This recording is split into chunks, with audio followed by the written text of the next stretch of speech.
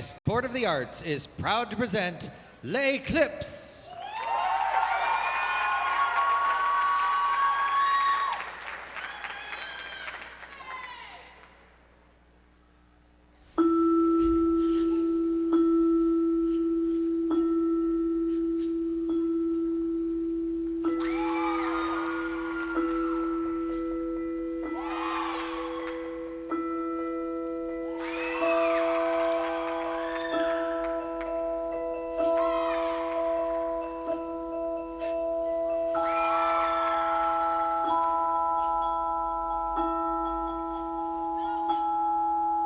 It's been a long and lonely trip, but I'm glad I took it, because it was well worth it. Got to read a couple books and do some research before I reached my verdict. Never thought that I was perfect, always thought that I had a purpose. I used to wonder if I'd live to see my first kiss.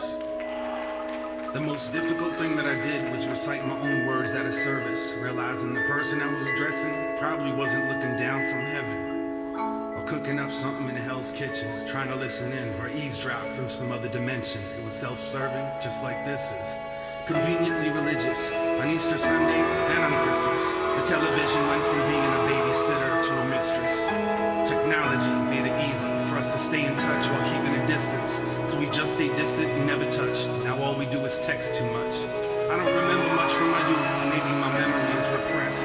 Or I just spent too much time wondering if I'd live to have sex. I fell in love for the first time in 4th grade, but I didn't have the courage to talk to her. In 8th grade, I wrote the note and slipped it in somebody else's locker. Considered killing myself because of that. It was a big deal. It was a blown cover. It was over for me. My goose was cooked. Stick a fork in me. The jig is up. Blew my chances. The rest is history. Our future was torn asunder. It became abundantly clear I was only brought here to suffer. At least I didn't include my name. Thankfully, I wrote the whole note in code, and it had 10 layers of Scotch tape safety seal, making it impossible to open. Plus, it was set to self-destruct. Whoever read it probably died laughing. I wonder if they lived long enough to realize what happened.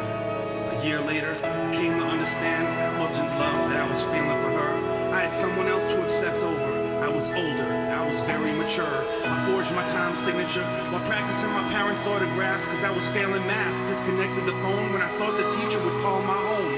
Checked the mailbox twice a day.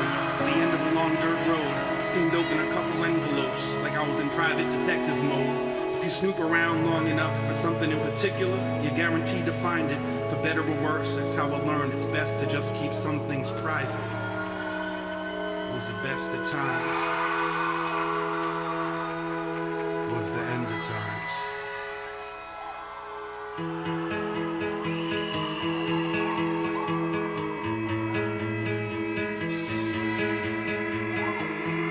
Was the best of times. Was the end of times. Was the best of times. Was the end of times. Best of times, the end of times. I was always on deck, I was next in line. An only child with a pen and pad, writing a list of things I could never have. Walls in my house were paper thin, every squabble seemed to get deafening. My memory served me correctly and made it a point to avoid and forget some things. Proudly to keep from being embarrassed, never meant to upset or give grief to my parents. Kept my secrets, hidden my talents in my head, never under the mattress.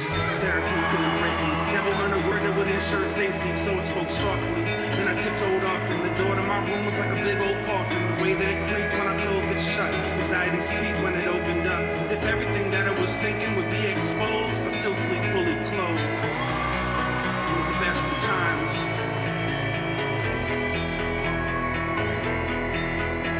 It was beautiful, it was brutal, it was cruel, it was business as usual, heaven, it was hell.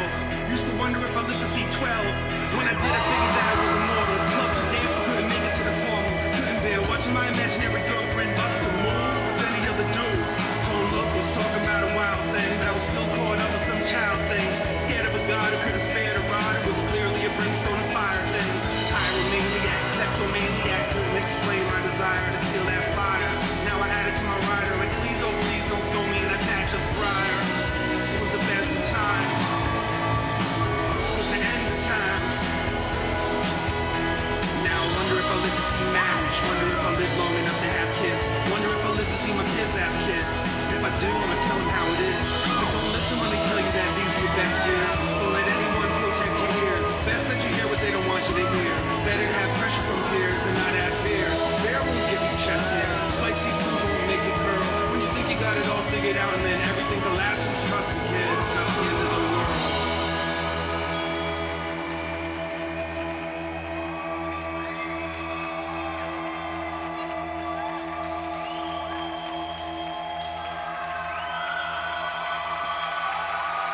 Les Éclipses from Longueuil, Quebec, Canada, under the direction of Annie Pelletier.